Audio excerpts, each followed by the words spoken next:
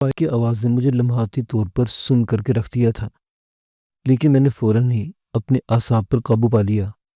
اگلے ہی لمحے سردار شفیق کا پستول میرے ہاتھ میں آ چکا تھا۔ اکرام کسی بھی لمحے کمرے سے باہر آ سکتا تھا۔ وہ ہمیں دیکھتے ہی گولی کا نشانہ بنانے کی کوشش کرتا۔ میں نے سکتے کی کیفیت کا شکار نائمہ کا بازو پکڑا اور ایک جھٹکے سے اسے قریبی راہداری میں گھسیٹ لیا۔ ہم وقتی طور پر اکرام کے نشانے کی زد سے باہر نکل چکے تھے۔ میں نے پستول کوک کر کے کمرے کے دروازے پر نظریں جما دی۔ مجھے یہ اطمینان تھا کہ وہ دروازہ اس کمرے سے باہر نکلنے کا واحد راستہ تھا۔ اکرام کو جلد یا اب دیر میرے نشانے کی زد میں آنا تھا۔ میرے عقل میں نائمہ اضطراب کے عالم میں گہری گہری سانسیں لے رہی تھی۔ مجھے زیادہ دیر انتظار نہیں کرنا پڑا۔ کمرے کے دروازے میں کسی کی جھلک نظر آئی۔ اس کے ساتھ ہی میرا پستول والا ہاتھ خود بخود جھکتا چلا گیا۔ کمرے سے برآمد ہونے والا شخص اکرام نہیں بلکہ معراج تھا۔ اس کے دائیں ہاتھ میں پستول بھی نظر آ رہا تھا۔ کمرے سے باہر نکلنے کے بعد اس نے ادھر ادھر نظریں دوڑا کر میں تلاش کرنے کی کوشش کی۔ قدرے توقع کے بعد میں نائمہ کے ساتھ اوٹ سے نکل کر اس کے سامنے پہنچ گیا۔ اس کے چہرے پر عجیب سی ویرانی نظر آ رہی تھی۔ اس دوران میں مجھے ساری بات سمجھ آ چکی تھی۔ اس کے ساتھ ہی مجھے اس پر شدید غصہ آ گیا۔ وہ میری غضبناک نگاہوں کا زیادہ دیر مقابلہ نہ کر سکا۔ مجھے افسوس ہے سائیں، میں نے آپ کو اپنا وعدہ پورا کرنے کا موقع نہیں دیا، لیکن میں بھی مجبور تھا۔ سردار رفیق میرے لیے باپ کی جگہ تھا۔ اس کے مرنے کے بعد میں صحیح معنوں میں یتیم اور بھابھی ماں بیوہ ہو گئی تھی۔ میں اپنے پر ظلم کرنے والے کو تو معاف کر سکتا تھا، لیکن بھابھی ماں کے دکھ دینے والے کو میں کسی قیمت معاف نہیں کر سکتا تھا۔ میں نے جو کچھ کیا اس پر مجھے کوئی شرمندگی نہیں، البتہ آپ مجھے اس حرکت کی جو سزا دینا چاہیں میں بھگتنے کو تیار ہوں۔ میں نے اسے درمیان میں ٹوکنے کی کوشش نہیں کی۔ میں اپنے غصے پر قابو پانے کی کوشش کر رہا تھا اور اس کی بات ختم ہونے تک میں اپنی اس کوشش میں کامیاب ہو چکا تھا۔ میرا ذہن اب زیادہ بہتر انداز میں سوچ رہا تھا۔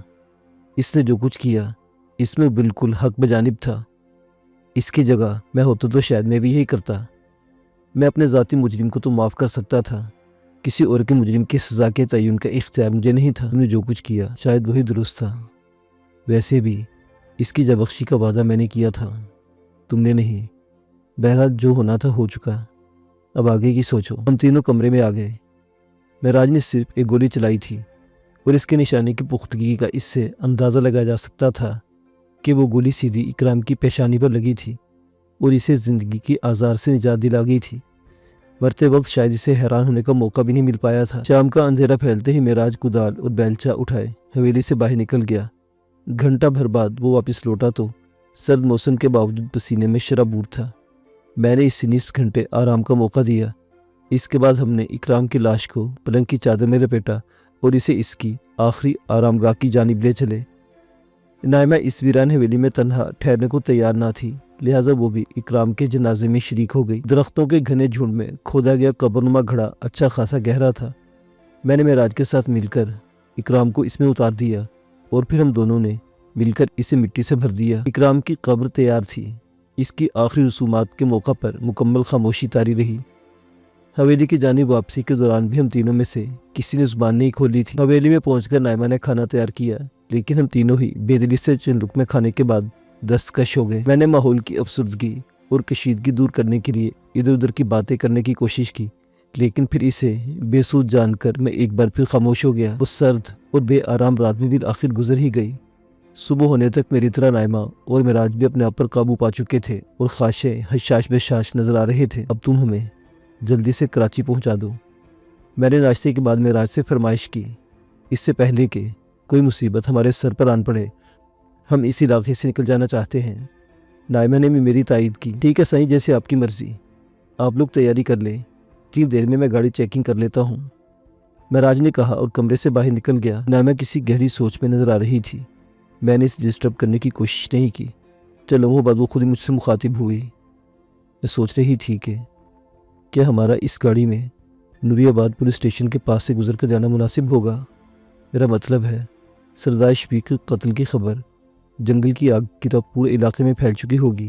ہو سکتا ہے معراج کی حویلی سے غیر موجودگی کے باعث لوگ اس کے بارے میں چمگوئیاں کر رہے ہوں۔ پولیس مشکوک افراد کی فہرست میں اسے بھی شامل کر سکتی ہے۔ ایسے میں اس کے ساتھ جانا ہمارے لیے بھی خطرناک ثابت ہو سکتا ہے۔ حویلی سے تو ہم دونوں بھی غائب ہوئے ہیں، لیکن میرا خیال ہے بھابھی ماں نے تمام صورتحال سنبھال لی ہوگی۔ بہرحال تم نے جو اندیشہ ظاہر کیا ہے اسے بھی پوری طرح نظر انداز نہیں کیا جا سکتا، لیکن سوال یہ ہے کہ ہم معراج کی مدد کے بغیر اس علاقے سے کیسے نکلے؟ تمہاری گاڑی تو خدا جانے کہاں اور کس حال میں ہوگی۔ نائمہ نے اس بات میں گردن ہلا کر کہا، ہاں یہ مسئلہ بھی اہم ہے۔ اس وقت ہم مکمل طور پر معراج کے رحم و کرم پر ہیں۔ ایسا کرتے ہیں اس سے مشورہ کر کے کوئی راستہ نکالتے ہیں۔ وہ اس علاقے سے پوری طرح واقف ہے، اس سے بہتر رہنما ہمارے لیے اور کوئی ہو ہی نہیں سکتا۔ معراج ہماری بات سن کر سوچ میں پڑ گیا۔ آپ نے جن خدشات کا ذکر کیا ہے انہیں واقعی نظر انداز نہیں کیا جا سکتا۔ سردار شفیق جیسے سرپرست کی عبرتناک موت نے حقیقتاً پولیس والوں میں کھلبلی مچا دی ہوگی۔ ایسے میں ان کے سامنے جانا بے حد خطرناک ثابت ہو سکتا ہے۔ ان کی نظروں سے بچ کر کراچی پہنچنے کی دو ہی صورتیں ہیں۔ ایک تو یہ کہ میں آپ کو سپر ہائی وے کے بجائے نیشنل ہائی وے کے ذریعے کراچی چھوڑاؤں۔ دوسری صورت یہ ہے کہ میں آپ دونوں کو حیدرآباد چھوڑاؤں اور آپ لوگ کوچ یا ٹرین کے ذریعے کراچی چلے جائیں۔ اب آپ بتائیے ان دونوں میں سے کون سا راستہ زیادہ مناسب رہے گا؟ میرا خیال ہے دوسری صورت زیادہ بہتر ہے، کیوں نائمہ؟ ہم لوگ ٹرین کے ذریعے زیادہ محفوظ انداز میں کراچی پہنچ جائیں گے۔ اسی طرح سپر ہائی وے پر پولیس کا سامنا ہونے کے خطرے سے بھی نجات مل جائے گی۔ لیکن کیا حیدرآباد جانے کے لیے ہمیں ایک بار پھر سپر ہائی وے پر نہیں جانا پڑے گا؟ میں نے معراج سے پوچھا۔ اس کی فکر نہ کریں، میں آپ کو ایسے راستے سے لے کر جاؤں گا کہ پولیس والے ہماری بھنک بھی نہیں پا سکیں گے۔ ہمیں اصل خطرہ تو نوری آباد کی پولیس سے ہے، اس کے بعد تو کوئی مسئلہ نہیں، یہ تم بہتر سمجھتے ہو۔ اچھا تو بس چلنے کی تیاری کرو، ایسا نہ ہو کہ کوئی اور مصیبت سران پڑے، میں نے گاڑی میں اپنی سیٹ سنبھالتے ہوئے کہا۔ اس کے ساتھ ہی معراج نے گاڑی آگے بڑھا دی۔ ہم بے حد بے ڈھب اور دشوار گزار راستے سے آگے بڑھ رہے تھے۔ اس راستے پر سخت جان 4 وہیل ڈرائیو جیپ کے علاوہ کسی بھی گاڑی کا سفر کرنا ممکن نہ تھا۔ ہماری جیپ کئی بار چھوٹے بڑے گڑھوں اور کیچڑ میں پھنسے پھنسے بچی۔ ایسے ہر موقع پر معراج کی ماہرانہ ڈرائیونگ ہمارے کام آئی۔ پون گھنٹے کے سفر کے بعد ہم ایک بستی کے پاس سے گزرے۔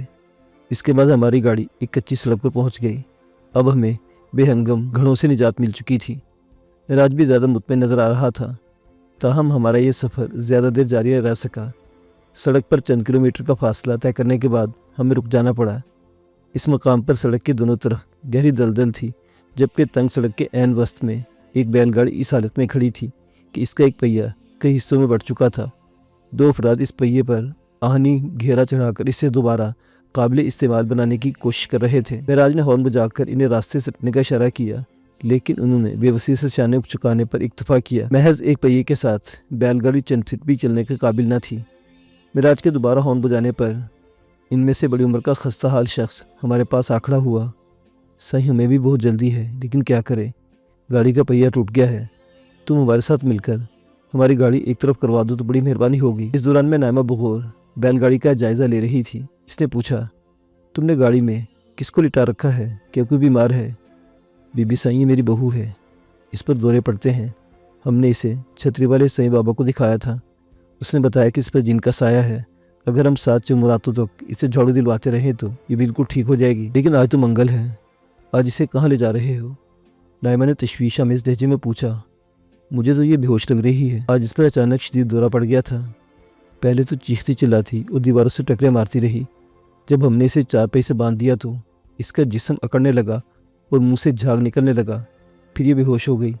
اس کی حالت دیکھ ہم پریشان ہو گئے۔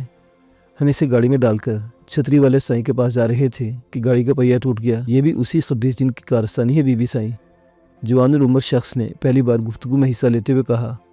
وہ نہیں چاہتا تھا کہ میں اپنی بیوی کو چھتری والے سائیں کے پاس لے جاؤں، کیونکہ وہ بڑے بڑے جن بھوتوں کو جلا کر بھسم کر دیتا ہے۔ اس کے لہجے میں زبردست جوش و خروش تھا، لیکن نائمہ پر اس کے مکالموں کا کوئی اثر نظر نہیں آ رہا تھا۔ وہ بس بیل گاڑی پر دراز جسم پر نظریں جمائے ہوئے تھی۔ یہ کب سے بے ہوش ہے؟ اور چھتری والے سائیں کا ڈیرا یہاں سے کتنا دور ہے؟ اسے بے ہوش ہوئے 3-4 گھنٹے تو ضرور ہو گئے ہوں گے۔ 1 گھنٹہ تو ہمیں یہاں رکے ہو گیا ہے۔ اگر گاڑی نہ ٹوٹتی تو اب تک ہم چھتری والے سائیں کے ڈیرے پر پہنچ چکے ہوتے۔ نائمہ جوان العمر شخص سے مزید کچھ پوچھے بغیر جیپ سے اتر گئی۔ میں اس کے ساتھ ساتھ تھا۔ میری توقع کے عین مطابق وہ سیدھی بیل گاڑی کے پاس پہنچی۔ اس نے ایک نظر مجھ پر ڈالی، پھر بیل گاڑی میں دراز عورت کے چہرے سے رضائی ہٹا دی۔ اس عورت کی عمر 20-22 برس سے زیادہ نہیں رہی ہوگی، لیکن آنکھوں کے گرد پھیرے گہرے ہلکے اور زرد رنگ کے باعث وہ اپنی اصل عمر سے کم از کم 15 سال بڑی نظر آ رہی تھی۔ نائمہ نے اس کی نبض دیکھی، اس کے ساتھ ہی وہ سخت پریشان نظر آنے لگی۔ اس کی نبض ڈوب رہی ہے، اگر اسے بہت جلد طبی امداد نہ ملی تو یہ مر جائے گی۔ نائمہ کی زبان سے نکلنے والے الفاظ میرے علاوہ اس عورت کے شوہر اور سسر نے بھی سن لیے تھے۔ ان دونوں نے اضطراب کے عالم میں ایک دوسرے کی جانب دیکھا، پھر وہ بغیر کچھ کہے ایک فیصلے پر پہنچ گئے۔ اس کا علاج صرف چھتری والے سائیں کے پاس ہے بی بی۔ ڈاکٹر لوگ جن بھوت کا علاج نہیں کر سکتے، بیمار عورت کے شوہر نے مضبوط لہجے میں کہا۔ اس کی بات سن کر نائمہ بری طرح جھلا گئی۔ میری بات غور سے سنا، تمہارا چھتری والا سائیں جن بھوت کا علاج تو کر سکتا ہے، لیکن اگر یہ مر گئی تو ایسے 50 سائیں مل کر بھی اسے دوبارہ زندگی نہیں دے سکتے۔ میں نے تمہیں بتایا ہے نا کہ اگر اسے فوری طور پر میڈیکل ٹریٹمنٹ نہیں ملا تو اس کی موت یقینی ہے۔ میں اسے اس طرح اپنی نظروں کے سامنے مرنے نہیں دوں گی۔ میں اسے اپنے ساتھ ہسپتال لے جا رہی ہوں۔ معراج، تم جیپ کا دروازہ کھولو۔ نائمہ کی بات سن کر وہ دونوں باپ بیٹے بری طرح سرپٹا گئے۔ بی بی، تم ایسا نہیں کر سکتی، تم میرے بیوی کو کہیں لے جا سکتی۔ ان دونوں نے آگے بڑھنے کی کوشش کی، لیکن میرے اور معراج کے کڑے زیور دیکھ کر وہ ساکت ہو گئے۔ اگر تم اسے تنہا لے جانے پر اعتراض ہے تو تم دونوں بھی اس کے ساتھ چلو، ورنہ اسے تو ہم صورت میں اپنے ساتھ دے کر جائیں گے۔ نائمہ کے لہجے میں ذرا بھی لچک نہ تھی۔ ان دونوں کے چہروں کے تاثرات قابل دید تھے۔ ٹھیک ہے بی بی، اب تم زبردستی پر اتر آئی ہو تو مجبوری ہے، جوان شخص نے شکست خوردہ لہجے میں کہا۔ پھر وہ اپنے باپ سے مخاطب ہوا۔ بابا، تم بیل کو ساتھ لے کر گھر چلے جاؤ، میں رانی کو ان کے ساتھ ہسپتال لے جاتا ہوں۔ رانی کی حالت بہتر ہوتے ہی میں اسے گھر لے آؤں گا۔ یہ تم کیا کہہ رہے ہو سچل؟ تمہیں پتہ ہے چھتری والا سائیں یہ سن کر کتنا ناراض ہوگا؟ وہ اپنے ڈیرے پر ہمارا داخلہ بند کر دے گا۔ بوڑھے شخص نے ناراضی بھرے لہجے میں کہا۔ اگر یہ رانی کی اتنے ہمدرد ہیں تو انہیں کہہ دو کہ ہمیں چھتری والے سائیں کے ڈیرے پر پہنچا دے، پھر وہ خود ہی رانی کو سنبھال لے گا۔ نہیں، ہم اس معصوم عورت کے قتل کا حصہ دار نہیں بن سکتے۔ ہم اسے کسی ڈیرے پر نہیں لے جا رہے، یہ ہمارے ساتھ حیدرآباد جا رہی ہے۔ اگر یہ کل پرسوں تک واپس گھر نہ پہنچے تو تم ان سے حیدرآباد کے سول ہسپتال میں آ کر مل سکتے ہو۔ سچل، تم بیوی کو جیپ میں پہنچانے میں ہماری مدد کرو، اس کے بعد ہم سب مل کر بیل گاڑی کو ایک طرف ہٹا دیں گے تاکہ جیپ کو آگے نکلنے کا راستہ مل سکے۔ جلدی کرو۔ سچل کے باپ نے احتجاج جاری رکھا، لیکن ہمارے بے لچک رویے اور اپنے بیٹے کو ہم سے تعاون پر آمادہ پا کر اس کی مزاحمت رفتہ رفتہ دم توڑ گئی۔ ہم نے سچل کو اس کی بیوی کے پاس درمیان کی بڑی نشست پر بٹھا دیا۔ میں اور نائمہ معراج کے ساتھ والی فرنٹ سیٹ پر جم گئے۔ بیل گاڑی کو ہم پہلے ہی ایک طرف ہٹا چکے تھے۔ کچے راستے پر کئی کلومیٹر کا فاصلہ طے کرنے کے بعد ہم ایک پتلی سی پختہ سڑک پر پہنچ گئے جو آگے جا کر سپر ہائی وے سے مل گئی۔ اگلے 1 گھنٹے کے اندر ہم حیدرآباد کے سول ہسپتال میں پہنچ چکے تھے۔ رانی کو فوری طور پر ایمرجنسی وارڈ میں لے جایا گیا۔ سچل اور نائمہ اس کے ساتھ ساتھ تھے، جبکہ میں اور معراج گاڑی میں بیٹھے رہے۔ تقریباً نصف گھنٹے کے بعد نائمہ کی واپسی ہوئی۔ وہ خاصی مطمئن دکھائی دے رہی تھی۔ ٹائیفائڈ کا بگڑا ہوا کیس ہے، ڈاکٹر کا کہنے سے بر وقت طبی امداد ملتی تو اس کا 24 گھنٹے سے زائد زندگی کی حدود میں رہنا ناممکن تھا۔ اس کا بلڈ پریشر بھی خطرناک حد تک کم ہو رہا تھا۔ اس کا دل کسی بھی وقت بند ہو سکتا تھا، لیکن اب ڈاکٹروں نے معاملہ سنبھال لیا ہے۔ نائمہ نے تمانیت آمیز لہجے میں بتایا۔ خدا کا شکر ہے، ہماری خصوصاً تمہاری محنت رائے گاہ نہیں گئی۔ رانی کے شوہر سچل کے کیا تاثرات ہیں؟ بیچارہ بہت شرمندہ ہے، بتا رہا تھا کہ ان لوگوں کے ہاں مریض کو ڈاکٹر کے پاس یا ہسپتال لے جانے کا تصور ہی نہیں۔ کوئی بیمار ہو جائے تو گھریلو ٹوٹکوں سے علاج کیا جاتا ہے، افاقہ نہ ہو تو گاؤں کے سیانوں یا زیادہ حکیم کی خدمت حاصل کر لی جاتی ہے۔ ان سے بھی معاملہ نہ سنبھلے تو پھر آخری امید چھتری والا سائیں یا اس کا کوئی ہم پیشہ اور ہم منصب ہوتا ہے جو روحانی علاج سے ہر مرض کا قلع کما کر دیتا ہے۔ لیکن اگر روحانی علاج سے افاقہ نہ ہوا اور مریض مر جائے تو میں نے پوچھا تو پھر اسے خدا کی مرضی سمجھ کر صبر کر لیا جاتا ہے۔ اس میں بھی اصل قصوروار مریض کے اہل خانہ ہی ہوتے ہیں جو مریض کو اتنی دیر سے سائیں کے پاس لے کر آئے کہ وہ روحانی علاج کی حد سے بھی باہر جا چکا تھا۔ رانی کو بھی چھتری والے سائیں نے ایسی مریضہ قرار دیا تھا جس پر جن نے پوری طرح قبضہ کر لیا تھا۔ تاہم سچل اس کے باپ کی آہوزاری کے باعث وہ مریضہ کا علاج کرنے یعنی جن کو بھگانے پر راضی ہو گیا تھا، لیکن اسے پہلے ہی صاف بتا دیا تھا کہ دیر ہونے کی صورت میں جن بہت زیادہ طاقت حاصل کر چکا ہے اور وہ سائیں بابا کا عمل پورا ہونے سے پہلے ہی رانی کو ختم کر سکتا ہے۔ اس کا مطلب ہے چھتری والا سائیں سمجھ چکا تھا کہ رانی کی بیماری خطرناک صورت اختیار کر چکی ہے۔ اس کے باوجود اس نے اسے طبی امداد کے لیے ڈاکٹر کے پاس یا کسی ہسپتال لے جانے کی ہدایت نہیں کی۔ میرے لہجے میں حیرت کی جھلک نمایاں تھی۔ نائمہ نے شانے جھکا کر کہا، اگر وہ ایسا کرتا تو پھر اسے روحانی معالج کون تسلیم کرتا؟ بہرحال اب 1 ہفتے کے اندر اندر رانی بالکل ٹھیک ہو جائے گی۔ میں نے سچل کو اخراجات کے لیے اچھی خاصی رقم دے دی ہے، اب ہم یہاں سے روانہ ہو سکتے ہیں۔ چلیں پھر دیر کس بات کی، معراج گاڑی آگے بڑھاؤ، تم ہم اسٹیشن پر چھوڑ دو گے۔ معراج نے میری ہدایت پر عمل کیا، لیکن گاڑی محض چند قدم آگے بڑھی تھی کہ ایک شخص نے ہاتھ کے اشارے سے اسے روک لیا۔ گاڑی ٹھہرتے سیدھا میری طرف والی کھڑکی کے پاس آن کھڑا ہوا۔ اس اثنا میں اسے پہچان چکا تھا۔ وہ عرفان تھا، گھوٹکی میں، وہ ہمارے ہی محلے میں رہتا تھا۔ اس کی میرے ابا جان سے اچھی سلام دعا تھی۔ بیٹا دانش، یہ تم ہی ہو نا؟ میں دھوکہ تو نہیں کھا رہا ہوں نا؟ اس نے مجھے مخاطب کیا۔ چچا عرفان، میں دانش ہی ہوں، آپ کا کیا حال ہے؟ ٹھیک تو ہے نا؟ میرے بیٹا میرا حال چال کے پوچھتے ہو؟ تم نے تو یہاں سے جانے کے بعد اپنے بوڑھے والدین کی بھی خیر خبر نہیں لی، حتیٰ کہ ان کی کسی خط کا جواب نہیں دیا۔ تم ایسے تو نہیں تھے دانش بیٹے؟ عرفان چچا کے لہجے میں شکوہ نمایاں تھا۔ میں نے شدید شرمندگی کے عالم میں اپنی صفائی پیش کرنا چاہی۔ عرفان چچا، مجھے اپنی کمپنی کے کام کے سلسلے میں اچانک ملک سے باہر جانا پڑ گیا تھا۔ میں نے ابا امی کو کئی خط لکھے، لیکن شاید وہ انہیں نہیں مل سکے۔ وہ دونوں ٹھیک تو ہے نا؟ جوان بیٹے کی اتنی طویل جدائی تو ماں باپ کو ویسے ہی ادموا کر دیتی ہے۔ تم تو ویسے بھی ان کی اکلوتی اولاد ہو۔ تمہاری ماں کی طبیعت تمہارے گھر کے رخصت ہونے کے بعد ہی خراب رہنے لگی تھی، لیکن پچھلے 3 دنوں کے دوران تو ان کی حالت بہت بری ہو گئی ہے۔ اقبال دوہری پریشانی میں مبتلا ہے۔ ایک طرف تو تمہارا کوئی عطا پتہ نہیں مل رہا، دوسری طرف بیوی روز بروز موت کے قریب جا رہی ہے۔ کیا ہوا امی کو؟ میرے سامنے تو بالکل ٹھیک ٹھاک تھی، میں آپ کو بتا نہیں سکتا عرفان چچا کہ میں کس قدر شرمندہ ہوں۔ حیدرآباد سے گھوٹکی کا مختصر راستہ مجھے صدیوں پر محیط نظر آ رہا تھا۔ رنج، شرمندگی اور پچھتاوے کی شدت سے میرا دل بار بار رکنے لگا تھا۔ اپنے بکھیڑوں میں پھنس کر میں اپنے والدین کو بالکل فراموش کر بیٹھا تھا۔ وہ ماں جو میری شکل دیکھ کر جیتی تھی، آج موت کی دہلیز پر میری ایک جھلک دیکھنے کو ترس رہی تھی، اور میرا باپ جسے مجھ پر بہت مان تھا، بے بسی کے عالم میں میرا انتظار کرنے کے علاوہ کچھ بھی نہیں کر سکتا تھا۔ ایسی اولاد کا کیا فائدہ جو اپنے والدین کے آخری دور کو بھی انتظار کی آگ میں جھونک دے۔ میں اپنے گھر سے خاصے فاصلے پر گاڑی سے اتر گیا۔ لائمہ نے میرے ساتھ گھر تک چلنے کا ارادہ ظاہر کیا، لیکن میں نے اسے منع کر دیا۔ میں اسے اپنے ساتھ گھر لے جا کر اپنے ماں باپ اور محلے والوں کی اس والے نگاہوں کا مرکز نہیں بننا چاہتا تھا۔ لائمہ نے زیادہ اصرار نہیں کیا۔ کراچی واپس آؤ تو پہلی فرصت میں میرے پاس پہنچنا، میں بے چینی سے تمہارا انتظار کروں گی، اس نے دھیمے لہجے میں کہا۔ میں نے اقرار میں گردن ہلائی، اس کے ساتھ ہی معراج نے گاڑی آگے بڑھا دی۔ میں نے گھر کی جانب قدم اٹھانے چاہے تو مجھے اپنا ایک ایک قدم من بھر کا محسوس ہوا۔ میرا دل سینے میں رکا جا رہا تھا، کہیں میں نے گھر لوٹنے میں دیر تو نہیں کر دی۔ میں بمشکل اپنے گھر کے دروازے پہ پہنچا۔ گھر کا دروازہ بند تھا اور اندر مکمل خاموشی طاری تھی۔ میں نے لرزتے ہاتھوں سے دروازے پر دستک دی۔ پوری رد عمل نہ پا کر میں نے دوبارہ دستک دی۔ کون ہے بھائی؟ ذرا ٹھہرو، میں بھی آتا ہوں۔ وہ تھکی تھکی پسمردہ آواز ابا جی کے علاوہ کسی کی نہیں ہو سکتی تھی۔ میں نے جواب میں اپنا نام بتانا چاہا، لیکن میری زبان میرے تالو سے چپک کر رہ گئی۔ ابا جی کے قدموں کی آہٹ دروازے پر پہنچی، پھر انہوں نے دروازہ کھول دیا۔ دانش، یہ تم ہو؟ ابا جی کے لہجے میں بے یقینی کی لرزش نے مجھے دہلا کر رکھ دیا۔ وہ اپنی اصل عمر سے کہیں زیادہ بوڑھے نظر آ رہے تھے۔ سر کے بالوں میں پہلے سے بھی بڑھ کر سفیدی جھلک رہی تھی، جس سے میرے اچانک لاپتہ ہو جانے کا عذاب تھا، جس نے انہیں اتنی تیز رفتاری سے بڑھاپے کی جانب دھکیل دیا تھا۔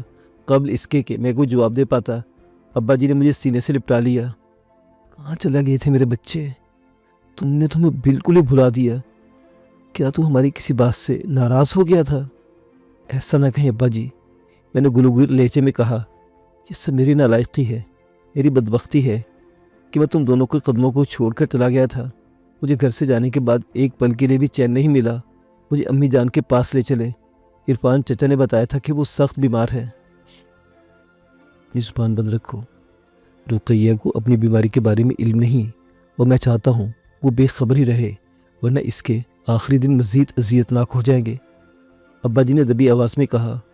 آپ کیا کہہ رہے ہیں؟ امی جان کو کیا بیماری ہے؟ جلدی سے بتائے، مجھے فوراً ان کے پاس جانا ہے۔ کیا وہ اپنے کمرے میں ہے؟ جلدی مت کرو دانش بیٹے، پہلے میری بات غور سے سنو۔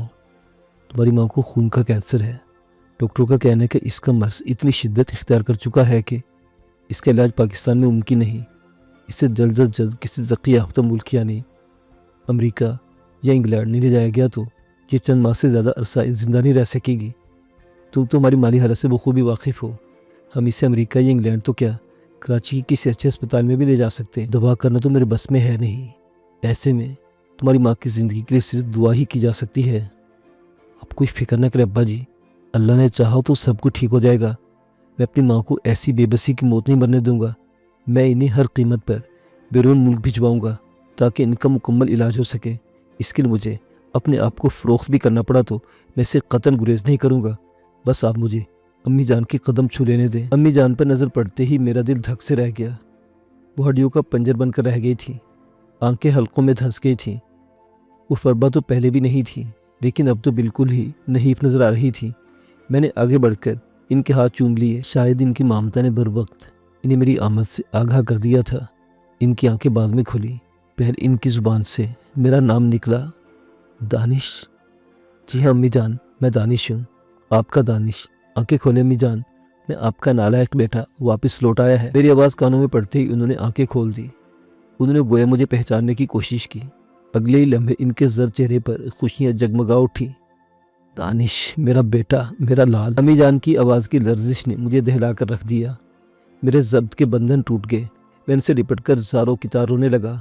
آنسوں کا ریلا اس قدر منہ زور تھا کہ امی جان اور ابا جی کے تمام تر دلاسوں کے باوجود میری آنکھوں میں جھلتل کی کیفیت کم ہونے میں نہیں آ رہی تھی۔ میں بڑی مشکل سے خود پر قابو پا سکا۔ امی جان کی حالت اب قدرے بہتر نظر آ رہی تھی۔ میرے آنے کی خوشی نے جیسے ان کی بیماری کہیں دور بھگا دی تھی۔ ابا جی فکر مند تو ضرور ہوں گے، لیکن انہوں نے اپنے جذبات مسکراہٹ کے آڑ میں پوشیدہ رکھنا مناسب سمجھا تھا۔ میں نے اتنے عرصے تک گھر سے لاتعلق رہنے کے بارے میں ایک فرضی کہانی انہیں گھڑ کر سنائی، جس کے مطابق اسکول میں ملازمت کے کچھ عرصے بعد مجھے ایک غیر ملکی شپنگ کمپنی میں اچھے مشاہرے پر ملازمت مل گئی۔ میں نے دنیا گھومنے کے شوق میں سکول کی ملازمت چھوڑ دی۔ نئی نوکری کی ابتدا میں مجھے ایک معاہدے پر دستخط کرنے کو کہا گیا۔ میں اتنا پرجوش تھا کہ میں نے وہ معاہدہ پڑھے بغیر اس پر دستخط کر دیے۔ یہ تو مجھے بحری جہاز کے سمندر کے بیچ پہنچنے کے بعد علم ہوا، جسے میں تفریح اور فراغت سے بھرپور ملازمت تصور کر رہا تھا۔ وہ در حقیقت کڑی مشقت پر مشتمل غلامانہ مزدوری تھی۔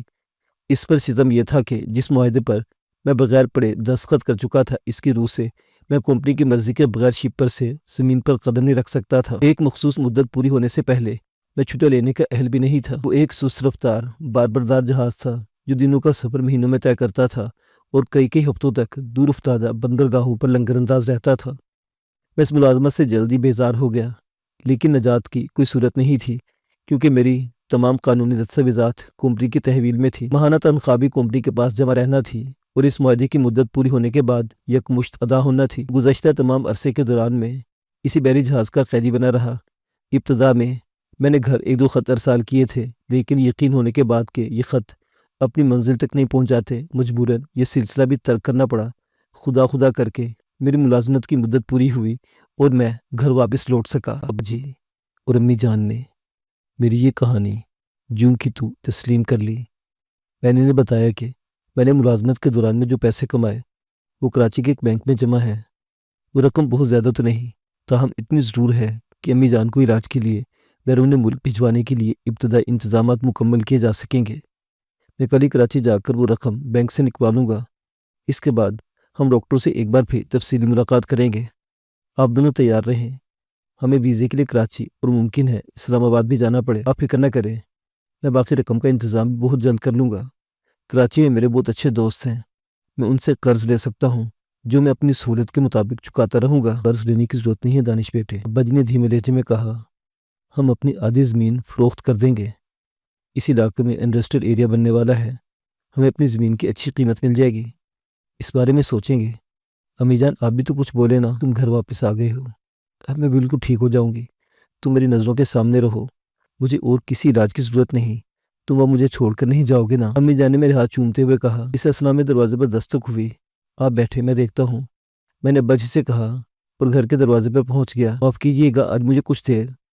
نوارد نے دروازہ کھلتے ہی تیز رفتاری سے اپنی صفائی پیش کرنا شروع کر دی، لیکن میرے چہرے پر نظر پڑتے اس کی زبان کو بریک لگ گئے۔ وہ خدیجہ تھی، عرفان چچا کی بیٹی۔ وہ چند لمحوں تک محویت سے میرے چہرے پر نظریں جمائے رہی، پھر جیسے وہ کسی خواب سے جاگ اٹھی، اگلے ہی لمحے اس کی نظر میں حیا کے بوجھ سے جھکتی چلی گئی۔ آپ کب واپس آئے؟ اس نے اپنے سر پر دوپٹہ درست کرتے ہوئے پوچھا۔ اس کے لہجے میں ہلکی سی لرزش تھی۔ اس وقت وہ اتنی پیاری لگ رہی تھی کہ میں باوجود کوشش کے اس کے چہرے سے نظریں نہ ہٹا پایا۔ میری نظروں کی تپش نے حیا کی سرخی کو مزید گہرا کر دیا۔ میں اسے بچپن سے دیکھتا آ رہا تھا، لیکن مجھے وہ کبھی اتنی پرکشش نہیں لگی تھی۔ دانش بیٹے، دروازے پر کون آیا ہے؟ کمرے کے اندر سے ابا جی کی پکار نے ہم دونوں کو گڑبڑا دیا۔ چچا جان، میں ہوں خدیجہ۔ اوہو، میری بیٹی آئی ہے، آؤ بھائی اندر آ جاؤ، باہر سردی میں کیوں کھڑی ہو؟ تم نے دیکھا دانش واپس آ گیا ہے؟ ابا جی نے اسے محبت بھری نظروں سے دیکھتے ہوئے کہا۔ ان کی بات سن کر خدیجہ نے شرارت سے شانے اچکا دیے۔ جی ہاں، شاید اسی لیے کسی نے کہا ہے کہ لوٹ کے بدھو گھر کو آئے۔ تم نے مجھے بدھو کہا؟ میں نے مصنوعی غصے سے کہا۔ بدتمیز نالائق، تمہیں بڑوں سے بات کرنے کی تمیز نہیں؟ کیا اسکول میں تمہاری استاد نے تمہیں یہی سکھایا ہے؟ بڑا ہے مجھے تمیز سکھانے والا، پہلے خود تو تمیز سیکھ لو۔ اور کیا گھر والے مہمانوں سے اس طرح ہی بات کرتے ہیں؟ اوہو، تم مہمان ہو، بہت خوب بہت خوب، میں تو تمہیں گھر کا جھاڑو پونچھا کرنے والی ماسی سمجھ رہا تھا۔ میں نے شوخ لہجے میں چوٹ کی۔ میری بات سن کر وہ بری طرح تلملا اٹھی۔ تم خود ہو گئے جھاڑو پونچھا کرنے والے، بلکہ نالے صاف کرنے والے بھنگی۔ گٹر ماسٹری سے چھٹی مل گئی تو گھر آ گئے۔ ذرا جلدی سے واپس لوٹ جا، ورنہ کراچی کے تمام گٹر بند ہو جائیں گے اور لوگ تمہیں بری طرح کوسیں گے۔ ارے بھائی، تم لوگوں نے تو آمنا سامنا ہوتے ہی پنجہ آزمائی شروع کر دی، ذرا چھری تلے دم تو لو۔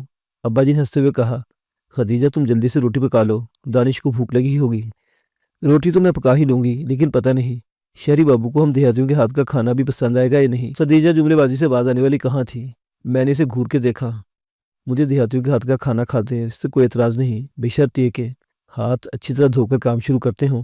ویسے تم ہاتھوں کے ساتھ منہ بھی دھو لو تو زیادہ بہتر ہوگا، اس سے کالی رنگت پر فرق نہیں پڑے گا، البتہ پھٹکار میں کچھ کمی آ جائے گی۔ ویسے کیا تم نے آج کل طب سنو کا استعمال کم کر دیا ہے؟ وہ سمجھا، وہ بیچارے ڈیمانڈ پوری نہیں کر پا رہے ہوں گے، آخر ان کے مال کی کھپت بھی تو بہت زیادہ ہے۔ خدیجہ میرے تابڑ توڑ حملوں کی تاب نہ لا سکی، وہ پیر پٹکتی سیدھی باورچی خانے میں جا گھسی۔ میں نے ایک زوردار قہقہ لگایا اور واپس امی کے پاس آ گیا۔ ہماری نوک جھونک ان کے کام میں پڑ گئی تھی، وہ دھیرے دھیرے مسکرا رہی تھی۔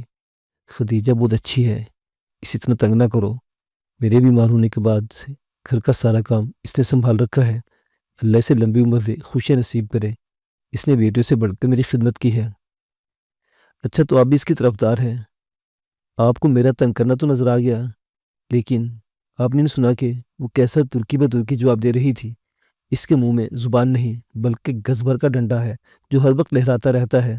اب چھوڑو بھی، تم سے روٹ گئی ہے، جا کر اسے منانے کی کوشش کرو، یہ سمجھ لو کہ تمہاری امی ہی نہیں میں بھی خدیجہ کا طرفدار ہوں، جاؤ جلدی کرو۔ ابا جی نے حکم دیا۔ مجھے باورچی خانے میں داخل ہوتے دیکھ کر خدیجہ کے چہرے پر ایک بار پھر گلاب کھل اٹھے۔ اس کے پاس پڑی پیڑھی پر جا بیٹھا۔ مجھ سے ناراض ہو خدیجہ؟ جی ہاں، اس نے دھیمے لہجے میں کہا اور پھر خاموش ہو گئی۔ کیا تمہیں میرا مذاق کرنا بھی برا لگے گا؟ تم پہلے تو ایسی نازک مزاج نہیں تھی۔ میری ناراضگی تمہارے مذاق سے نہیں، بلکہ ہاں ہاں کہو، کیا کہنا چاہتی ہو؟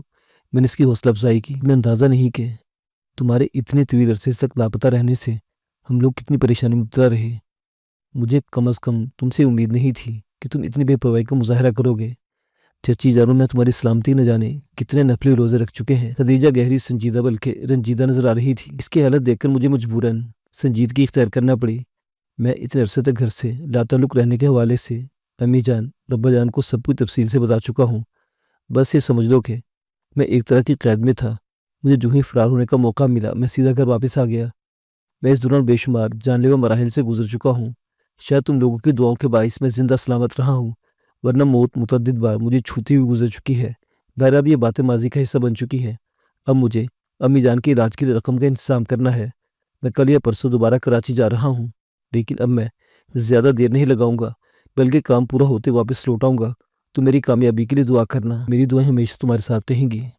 تم ایسے کام سے جانے والے ہو کہ میں تمہیں روک نہیں سکتی۔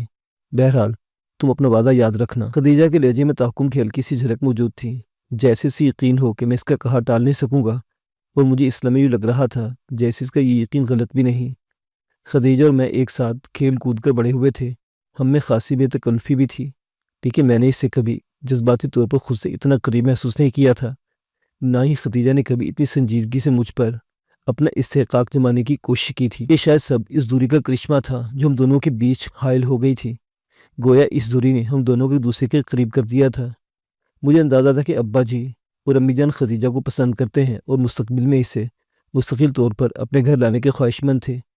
ان بیچاروں کو کیا پتا تھا کہ میں کن بھکیڑوں میں پھنس چکا ہوں۔ مجھے تو یہ بھی علم نہیں ہوتا تھا کہ شام کے وقت میں یہاں ہوں تو صبح کا سورج کہاں دیکھوں گا، اور صبح دیکھنے کے لیے زندہ بھی رہ سکوں گا یہ نہیں۔ اب امی جان کی بیماری کی صورتحال میں ایک نیا امتحان میرے سامنے تھا، جس میں کامیاب ہونے کے لیے مجھے نئے سرے سے اپنی راہیں متعین کرنا تھی۔ خدا جانے میں اس آزمائش میں کامیاب ہو بھی پاتا یا نہیں۔ ہمیں کھانا کھلانے اور باورچی خانے کا دیگر کام ختم کرنے کے بعد خدیجہ اپنے گھر چلی گئی۔ اس کے جانے کے کچھ ہی دیر بعد عرفان چچا آ گئے۔ ہم لوگ رات کے باتیں کرتے رہے۔ عرفان چچا کے جانے کے بعد میں اپنے کمرے میں آ گیا۔ خیرات کا طوفان اتنا پرزور تھا کہ نیند کسی دور دراز گوشے میں جا چھپی۔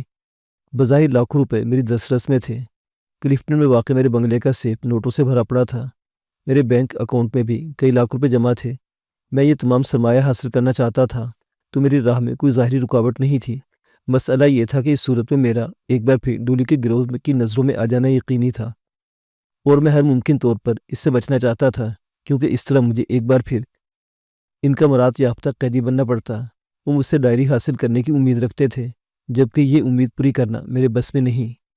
لیکن مسئلہ یہ تھا کہ مجھے امی کے علاج کی خاطر بیرون ملک بھجوانے کے لیے جتنی بڑی رقم کی فوری ضرورت تھی، وہ میں اور کس طرح جمع کرتا۔ میں مسلسل سوچنے کے بعد بالآخر اس نتیجے پر پہنچا کہ مجھے ڈولی کے گروہ کی نظروں میں آنے کا خطرہ مول لینا ہی پڑے گا۔ اس صورت میں زیادہ سے زیادہ یہی ہوتا کہ مجھے اپنے آپ کو گروی رکھنا پڑتا اور ممکنہ طور پر تشدد کا نشانہ بننا پڑتا۔ امی جان کی علاج کی خاطر میں اس سے بڑی قیمت ادا کرنے کے لیے تیار تھا۔ اس فیصلے پر پہنچنے کے بعد میں مطمئن ہو گیا اور مجھے جلدی نیند آ گئی۔ اگلے روز امی جان کی طبیعت خراب ہونے کے باعث میں کراچی روانگی کے فیصلے پر عمل نہ کر سکا۔ البتہ اس سے اگلے دن امی جان کی طبیعت بہتر ہونے پر میں دوپہر کے وقت حیدرآباد اور پھر وہاں سے ایئر کنڈیشن کوچ کے ذریعے کراچی پہنچ گیا۔ میں نے سیراب گوڑ سے رکشہ پکڑا اور نائمہ کے گھر کی راہ لی۔ حسب توقع نائمہ نہایت بے تابی سے میری منتظر تھی، تاہم اسے اتنی جلدی میری واپسی کی توقع نہیں تھی۔ میں نے اسے تمام صورتحال سے آگاہ کیا تو وہ پریشان ہو گئی۔ تو واقعی تشویشناک صورتحال ہے، تمہاری امی جان کو فوری علاج کی ضرورت ہے، لیکن میں تمہیں اپنی زندگی داؤ پر لگانے کا مشورہ بھی نہیں دے سکتی۔ خدا جانے تمہارے اس طرح غائب ہو جانے کا ان لوگوں پہ کیا رد عمل ہوا ہو۔ وہ لوگ کم از کم خوش تو نہیں ہوئے ہوں گے۔ اب تم ان کی زد میں دوبارہ آئے تو وہ تمہیں جسمانی نقصان بھی پہنچا سکتے ہیں۔ مجھے اس کی پرواہ نہیں، وہ میرا جو بھی حشر کرے، بس ایک مرتبہ رقم حاصل کرنے میں کامیاب ہو جاؤں۔ اس کے بعد میری جان بھی چلی جائے تو مجھے کوئی پچھتاوا نہیں ہوگا۔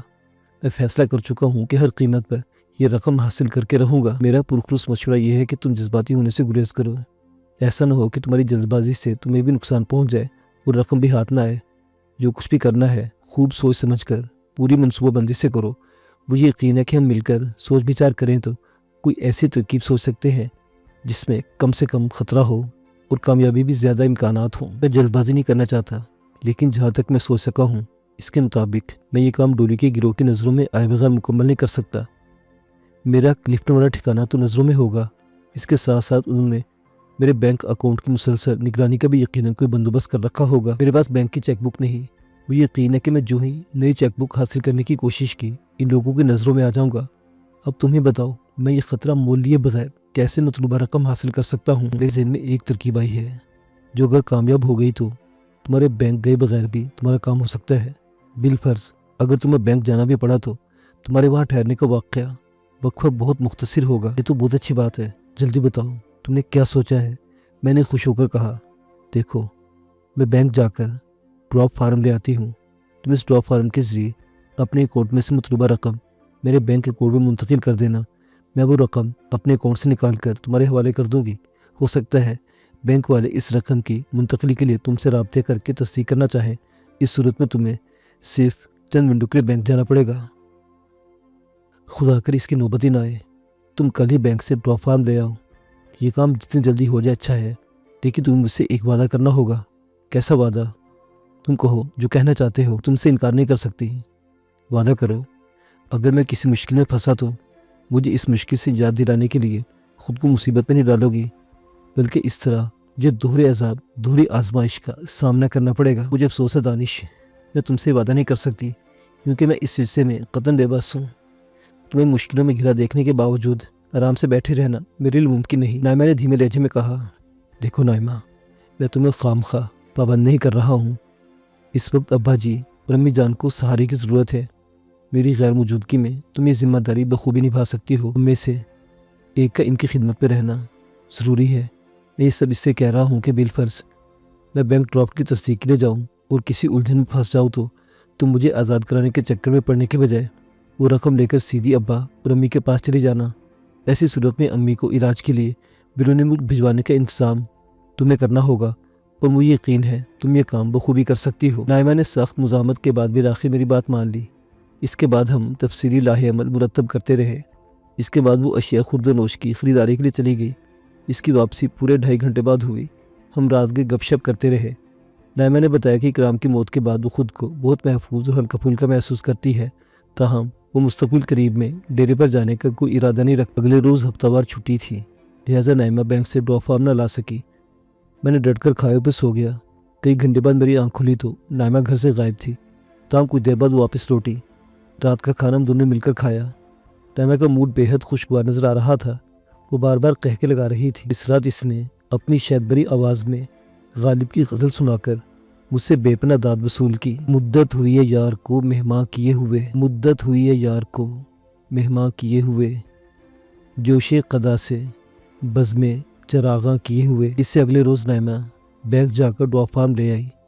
میں نے نہایت احتیاط سے ڈراپ فارم پر کیا، اس پر دستخط کرتے ہوئے پوری طرح خیال رکھا کہ میرے دستخط بالکل وہی ہوں جو بینک کے ریکارڈ میں پہلے سے موجود تھے۔ میں چاہتا تھا کہ وہ 5 لاکھ کی خطیر رقم نائمہ کے اکاؤنٹ میں منتقل کرتے ہوئے کسی قسم کی ہچکچاہٹ کا شکار نہ ہو اور مجھے اس منتقلی کی تصدیق کے لیے بذات خود بینک نہ جانا پڑے۔ نائمہ بینک ڈرافٹ لے کر چلی گئی۔ واپس لوٹی تو خاصی مطمئن نظر آ رہی تھی۔ اس نے بتایا کہ بینک ڈرافٹ کے اندراجات اور میرے دستخطوں کی چیکنگ میں بینک والوں نے خاصا وقت لگایا تھا اور وہ پوری طرح مطمئن نظر آ رہے تھے۔ بظاہر اب اس رقم کی منتقلی میں کوئی رکاوٹ حائل نہیں۔ وہ رقم 3 دن کے اندر نائمہ کے اکاؤنٹ میں پہنچنی تھی اور پھر اسے فوری طور پر اکاؤنٹ سے نکلوا کر مجھے گھر چلے جانا تھا۔ وہ 3 دن خاصی بے چینی میں گزرے۔ چوتھے دن ہم دونوں نائمہ کے اکاؤنٹ والے بینک کی طرف روانہ ہوئے۔ بینک کے اندر صرف نائمہ گئی۔ خاصی دیر بعد وہ بینک سے باہر نکلی تو خوشی سے گلنار نظر آ رہی تھی۔ اس نے اپنا بھاری بھرکم بیگ میری گود میں پٹخ دیا۔ پورے 5 لاکھ ہیں۔ اس نے ٹیکسی والے کو گاڑی آگے بڑھانے کا اشارہ کرتے ہوئے کہا۔ میں نے وہ بیگ سینے سے لپٹا لیا۔ میرا روح وہ خوشی سے رقصا تھا۔ اس بیگ میں میری امی کی زندگی طرح واپس لانے کی اکثیر دعا موجود تھی۔ گاڑی کی رفتار میں پوری طرح اضافہ بھی نہیں ہوا تھا کہ ڈرائیور کو زوردار بریک لگانا پڑی۔ پرانے ماڈل کی ایک شولڈ کار نے سڑک کو اس طرح بلاک کر رکھا تھا کہ ہماری گاڑی کا آگے نکلنے کا راستہ بالکل بند ہو چکا تھا۔ میری گرفت بیگ پر مضبوط ہوتی چلی گئی۔ معزز سامعین و ناظرین، داستان ابھی جاری ہے۔